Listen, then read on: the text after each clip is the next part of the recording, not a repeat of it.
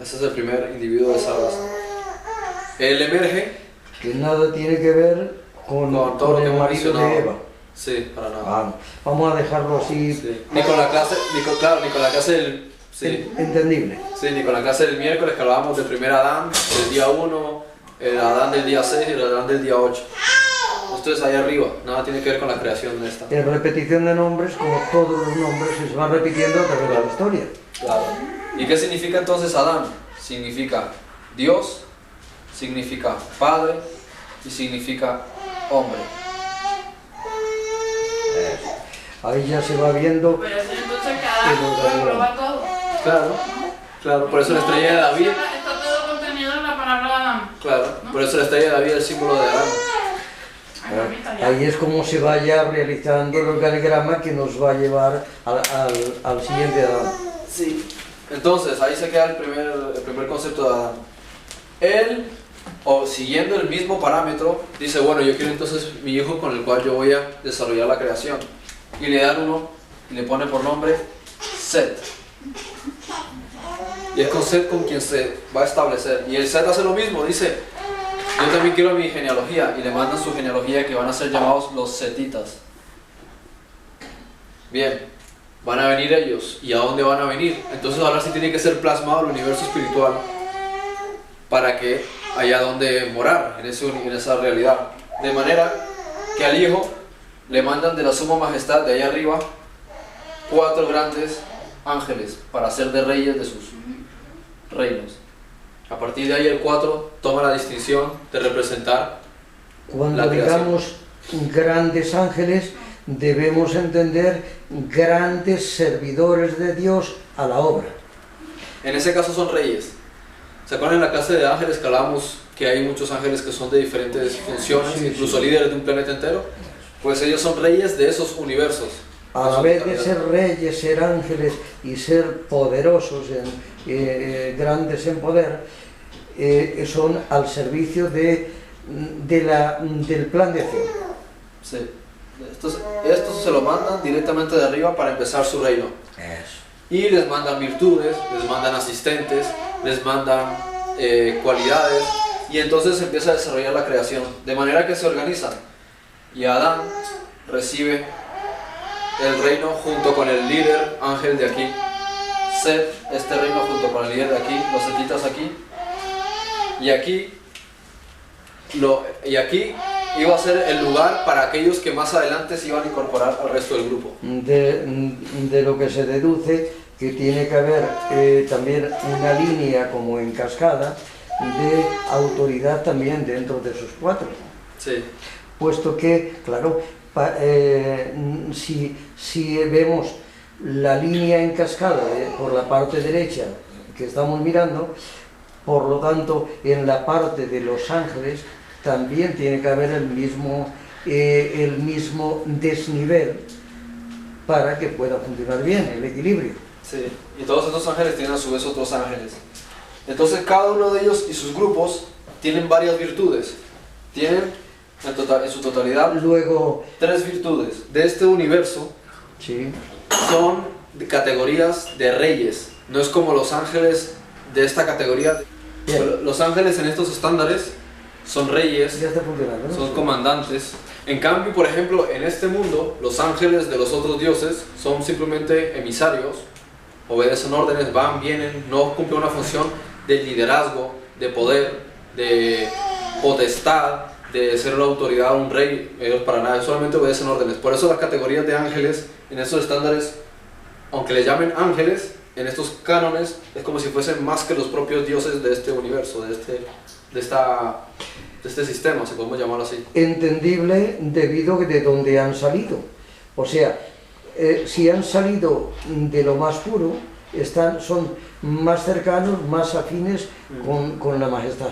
Sí. O sea, es entendible. Okay.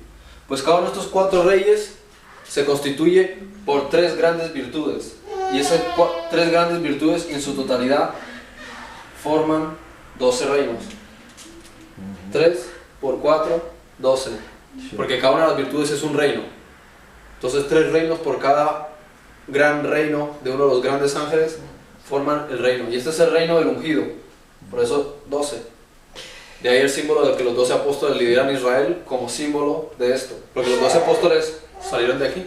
Se ve fácilmente ese reflejo en el mismo planeta Tierra, que también hay varios reinos. Los que más destacan es el animal, el vegetal y el mineral. Pero no es porque sean los tres únicos, sino hay muchos otros. Pues entonces, de uno de estos reinos de aquí, una de las tres virtudes es nuestra hermana, llamada sabiduría. Y de ellas hay dos, la madre y la hija. La madre se llama fe, la hija se llama sabiduría y la hija de sabiduría se llama vida. De ella nunca les he hablado, pero muchas veces se habla de ella y se habla de ella, distintamente.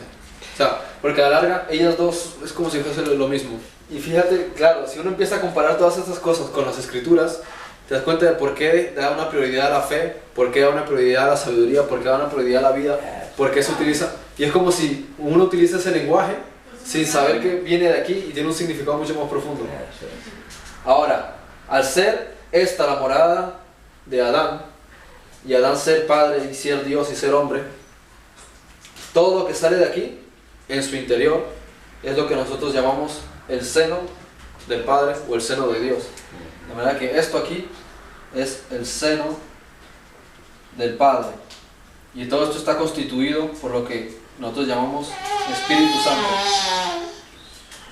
Toda vez que a través de aquí trabaja todas las cosas que tienen que ver con el propósito del seno del Padre. Y en el caso nuestro, nosotros sabemos que la actividad la representa aquí nuestra hermana, la sabiduría.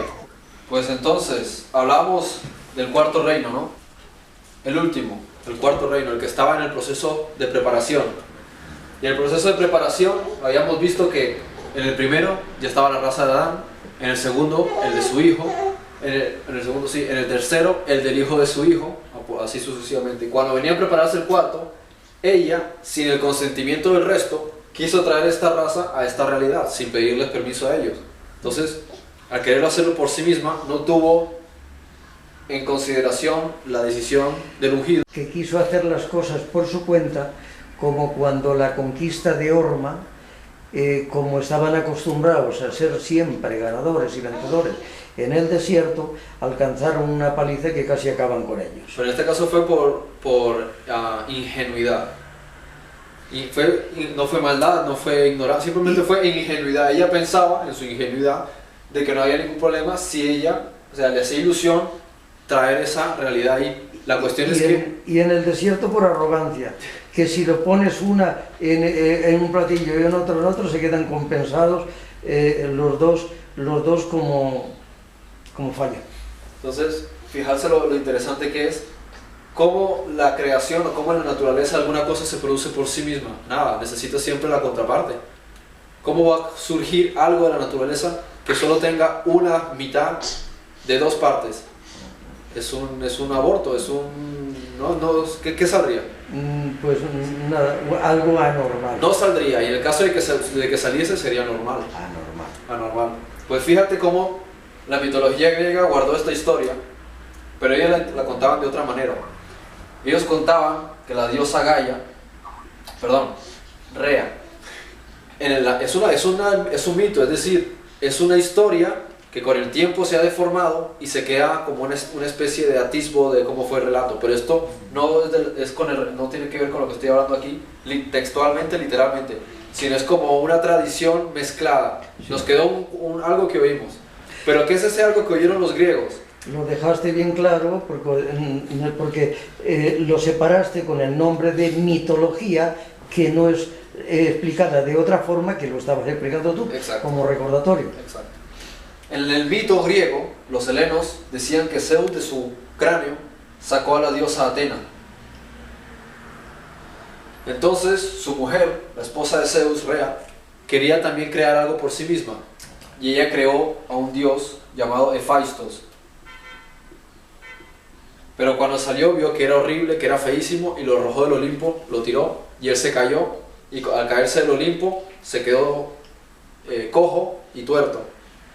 Cuando él quiso regresar a vengarse por ello, quiso matar a su madre y Zeus le dijo, tranquilito, no le vayas a hacer daño, te voy a poner de esposa nada más ni nada menos que la bella Afrodita.